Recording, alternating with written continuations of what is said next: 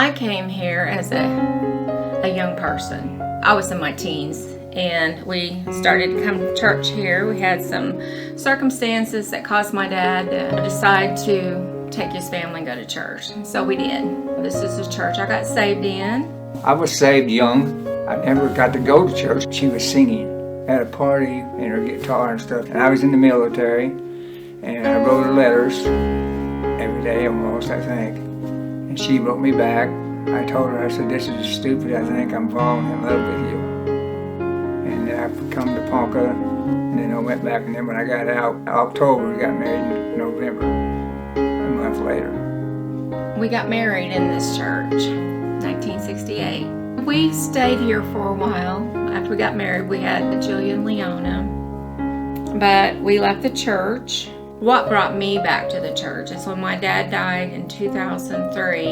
The year before that, I think, my uncle came from Minnesota and he invited me to go back to church. And I said, I'll be there. Well, the next morning, I didn't go. But when my dad died, the church reached out to us and they provided a dinner for us and they just loved on us, and I've been here ever since. When I first started going to their Sunday school class, Dr. Cook would pray at the end of the class. He would get on his knees and humble himself before the Lord and pray.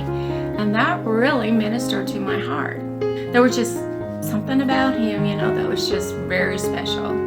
And they both won both of our hearts. He was a dad I never had. I could talk to him, we'd pray together. And he was always there. And I went over and helped him mow his lawns. And then after we was done doing that stuff, we'd go inside, we'd just sit there and pray. But like I said, he was more of a dad to me than I had.